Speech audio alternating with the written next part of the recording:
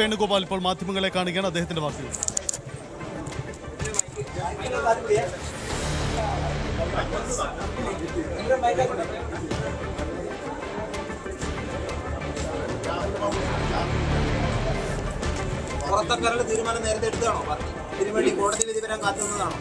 അല്ല, പാർട്ടിയെ സംബന്ധിച്ചിടത്തോളം ഇന്നലെ തന്നെ ഞങ്ങളെല്ലാം പറഞ്ഞിരുന്നതാണല്ലോ. പാർട്ടിയെ സംബന്ധിച്ചിടത്തോളം ഇത്തരം വിഷയങ്ങൾ വരുമ്പോൾ പാർട്ടിയുടെ മുമ്പിലുള്ള ഏറ്റവും വലിയ കാര്യം പാർട്ടിയുടെ അന്തസ്സ് ഉയർത്തിപ്പിടിക്കുക എന്നുള്ളതും അതോടൊപ്പം തന്നെ പൊതുജനങ്ങളുടെ മനസ്സിൽ പാർട്ടിക്കുള്ള ഇമേജ് നിലനിർത്തുക എന്നുള്ളതും അതിൻ്റെ വശങ്ങളൊക്കെ ആലോചിച്ച് തന്നെയാണ് KPCC ഇപ്പോൾ ഒരു തീരുമാനം എടുത്തിരിക്കുന്നത്. ആ തീരുമാനം AICC അംഗീകരിച്ചിട്ടുണ്ട്.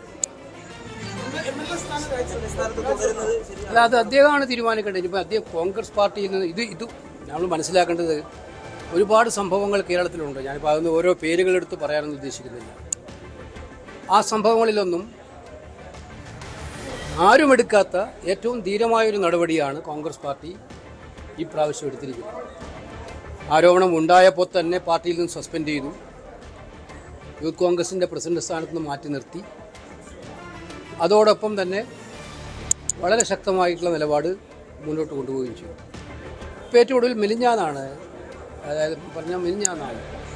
മറ്റൊരു പുതിയ ആരോപണം KPCC പ്രസിഡന്റിന് കിട്ടിയപ്പോൾ തന്നെ അദ്ദേഹം അത് പോലീസ് DGPക്കാണ് അയച്ചത്.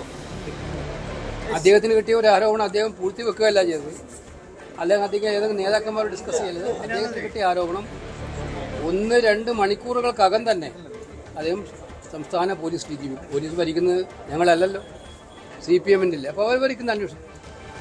അത് കഴിഞ്ഞ് ആ ആരോപണവുമായി ബന്ധപ്പെട്ട വിഷയങ്ങൾ പാർട്ടിയിലെ പല തലങ്ങളിലും ചർച്ച ചെയ്തിട്ടുണ്ടാവുമെന്നാണ് ഞാൻ വിശ്വസിക്കുന്നത്. നേതാക്കന്മാരുമായിട്ടൊക്കെ ചർച്ച ചെയ്തു. അപ്പോൾ അതുകൊണ്ട് ആ നേതാക്കന്മാരൊക്കെ ആലോചിച്ചിട്ട് ഞാനൊന്ന് പറഞ്ഞോട്ടെ, അല്ല പിന്നെ നിങ്ങൾ പറയൂ. അപ്പോൾ ഇത് അങ്ങനെ ആലോചിച്ചിട്ട് നേതാക്കന്മാരുടെയൊക്കെ തന്നെ കൺസൾട്ടേഷൻ നടത്തി തീരുമാനമെടുത്തു. ഈ തീരുമാനം ഒരു രാഷ്ട്രീയ പാർട്ടി എടുത്ത ഏറ്റവും വേഗത്തിലുള്ള തീരുമാനമാണ്.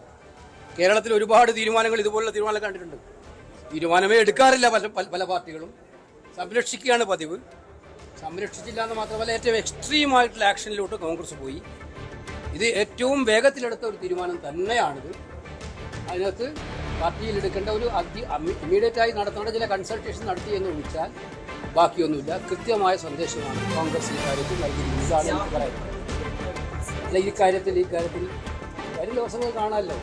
ജനം ചർച്ച ചെയ്യേണ്ട വിഷയങ്ങൾ നിങ്ങൾ കുറച്ച് ദിവസമായിട്ട് ഈ വിഷയത്തിലേക്ക് ചർച്ച ചെയ്യണം. ജനം ഈ തെരഞ്ഞെടുപ്പിൽ ചർച്ച ചെയ്യേണ്ട ഒരുപാട് സുപ്രധാന കാര്യങ്ങളുണ്ട്. ഈ കാര്യം ഞാൻ പറഞ്ഞു കഴിഞ്ഞു. ഈ കാര്യത്തിൽ പാർട്ടിയുടെ കമൻറ്റ് നിങ്ങൾ എന്നോട് ചോദിച്ചു, അതിന് എൻ്റെ മറുപടി പറഞ്ഞു. കൂടുതലായിട്ട് ഞാൻ പറയാം. അതിന് ഞാൻ പറഞ്ഞല്ലോ മറുപടി.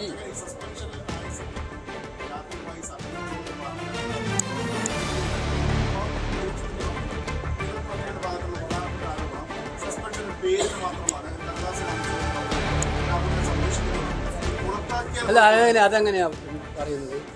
പുറത്താക്കുക എന്ന് പറഞ്ഞാൽ കോൺഗ്രസിൻ്റെ പ്രാഥമിക അംഗത്തിന് പുറത്താക്കുക എന്നുള്ളത് സസ്പെൻഷൻ അതുപോലെ തന്നെയാണ്. ആ കാലഘട്ടത്തിൽ സസ്പെൻഷൻ എവിടെയെങ്കിലും ഒറ്റപ്പെട്ട ഒരു സംഭവം ഉണ്ടായിട്ട് അത് പ്രതികരിച്ച് കോൺഗ്രസിൻ്റെ ഭാഗമാണെന്നുള്ളത് കോൺഗ്രസ് പാർട്ടി എടുത്തിരിക്കുന്നത് ഏറ്റവും കടുത്ത ഒരു നടപടി തന്നെയാണ്. ആ കാര്യത്തിൽ ഒരു പ്രശ്നവുമില്ല. അല്ല, അങ്ങനെ ഇപ്പോൾ ഓരോ ആക്രമണത്തിനും മറുപടി പറയേണ്ട കാര്യമില്ല. ഇതിനകത്ത് ഇതുമായി ബന്ധപ്പെട്ട് വരുന്ന പൊതുസമൂഹത്തിൽ വരുന്ന ഒരുപാട് കാര്യങ്ങളുണ്ട്. ഗവൺമെൻറ് ആണെങ്കിൽ ഇത് മാത്രമല്ല, ഈ വിഷയങ്ങളൊക്കെ ഏറ്റെടുത്തിട്ട് മുഖ്യമന്ത്രിക്കെതിരെ ആരെങ്കിലും പറയുന്നുണ്ടെങ്കിൽ അവരെല്ലാം സൈബർ ആക്രമണത്തിൻ്റെ പരിധിപ്പെടുത്തിയിട്ട് അറസ്റ്റ് ചെയ്യുന്നുണ്ട്. ഈ കേസിലല്ല, മറ്റു പല കേസുകളും ഇപ്പം വന്നുകൊണ്ടിരിക്കുകയാണ്. ഒരു ഭാഗത്ത് ആപ്പുണ്ടാക്കിയിട്ടുകൊണ്ട് കേന്ദ്ര ഗവൺമെൻറ് ടെലിഫോൺ പിടിച്ചെടുക്കാൻ നോക്കി, നമ്മളെല്ലാം എതിർത്തുകൊണ്ട് അത് പിൻവലിച്ചു. ഇവിടെയും ഞാൻ പറഞ്ഞല്ലോ, എവിടെയെങ്കിലും തെറ്റാരെങ്കിലും ചെയ്തിട്ടുണ്ടെങ്കിൽ നിയമപരമായ നടപടി സ്വീകരിക്കാൻ ഞങ്ങൾക്ക് ആർക്കും എതിർപ്പില്ല. നിയമപരമായ പക്ഷെ അത് നിഷ്പക്ഷമായിരിക്കണം, അതെല്ലാവർക്കും ബാധകമായിരിക്കണം. മുഖ്യമന്ത്രിക്കെതിരെ സൈബർ ആക്രമണം വരുമ്പോൾ മാത്രം കേസെടുക്കുക, ബാക്കി ആർക്കെതിരെ വന്നാലും അവർക്കൊരു പ്രശ്നമില്ല എന്ന് പറയുന്നത് ശരിയായില്ല.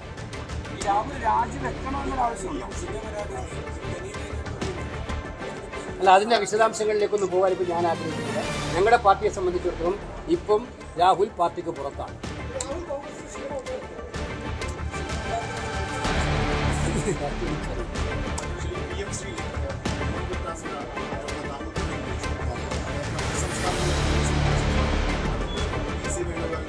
അപ്പോൾ അദ്ദേഹം ഇത് സമ്മതിച്ചു. അദ്ദേഹത്തിനെതിരെ വന്നാൽ എന്നെക്കുറിച്ചിട്ട് ആരും പറഞ്ഞിട്ടില്ലല്ലോ ഇതുവരെ. എന്നെക്കുറിച്ചിട്ട് ഒരു മന്ത്രി ഇങ്ങനെ ഒരു ആക്ഷേപം ഉന്നയിച്ചില്ലേ? ഇതിപ്പോൾ രാജ്യസഭയുടെ ഫ്ലോർ ഓഫ് ദ ഹൗസിൽ രാജ്യസഭയിൽ ധർമ്മേന്ദ്ര പ്രധാൻ വിദ്യാഭ്യാസ മന്ത്രി നേരിട്ട് പറഞ്ഞ കാര്യമാണ്. നിങ്ങൾ ഇടപെട്ടത് കൊണ്ടാണ് വിഷ്വൽസ് ഉണ്ട്. അങ്ങനെ ഇല്ലായിരുന്നെങ്കിൽ ഏറ്റവും എളുപ്പമാർഗം എന്നാണ് ഒരു പ്രിവിലേജ് നോട്ടീസ് കൊടുക്കാനാണ്. മന്ത്രിക്ക് സഭയെ തെറ്റിദ്ധരിപ്പിക്കാൻ അധികാരമില്ല. അങ്ങനെ എല്ലാം സംഭവിച്ചെങ്കിൽ വേറെ ഒന്നും വേണ്ട. എനിക്ക് ബ്രിട്ടാസിന്റെ ഭാഗത്തു നിന്ന് ചിന്തിക്കാനാണ് താല്പര്യം. ബ്രിട്ടാസിനെ ഇങ്ങനെ തെറ്റിദ്ധരിപ്പിക്കാൻ പാടുണ്ടോ? അല്ലെങ്കിൽ ബ്രിട്ടാസിന്റെ പേര് ഉപയോഗിച്ചിട്ട്.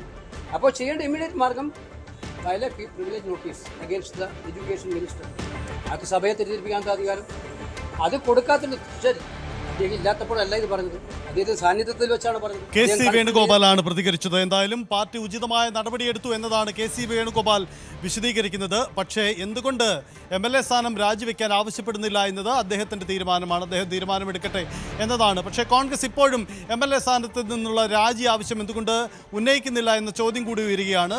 CPM നേതാക്കളും ആരോപണ വിധേയരാണല്ലോ, അവരെന്തുകൊണ്ട് ഈ ആവശ്യം ഉന്നയിക്കുന്നില്ല എന്ന കാര്യം കൂടിയാണ് പറയുന്നത്. എന്തായാലും ഒരു കാര്യം വ്യക്തമാണ്, രാഹുൽ മാങ്കൂട്ടത്തിനെ പാർട്ടിയുടെ പ്രാഥമിക അംഗത്വത്തിൽ നിന്ന് പുറത്താക്കാനുള്ള തീരുമാനം ഇന്നലെ തന്നെ ഏറെക്കുറെ ധാരണയായതാണ്. പക്ഷേ കോടതി തീരുമാനം വന്ന ശേഷം മതി എന്ന KPCC പ്രസിഡന്റ് സണ്ണി ജോസഫിൻ്റെയും ചില നേതാക്കളുടെയും താല്പര്യവും അവരുടെ നിലപാടുമാണ് ആ തീരുമാനം ദീർഘിപ്പിച്ചു കൊണ്ടുപോയത്. പക്ഷേ അത് കോൺഗ്രസിന് യഥാർത്ഥത്തിൽ തിരിച്ചടിക്കുകയാണ് ഉണ്ടായത് എന്നതാണ് സാഹചര്യം. കാരണം ആ തീരുമാനം വൈകിയ ഓരോ നിമിഷവും കോൺഗ്രസിനുണ്ടാക്കുന്ന രാഷ്ട്രീയ നഷ്ടം ചെറുതല്ല. അതാണ് സംഭവിച്ചുകൊണ്ടിരിക്കുന്നത്. ഇതാ ഇപ്പോൾ കോടതി തീരുമാനം പുറത്തു വന്നതിന് പിന്നാലെ കൂടുതൽ കോൺഗ്രസ് അനുകൂലികൾ, കോൺഗ്രസ് നേതാക്കളൊക്കെ രാഹുലിനെതിരെ രംഗത്ത് വരുന്നു എന്നതാണ് സാഹചര്യം.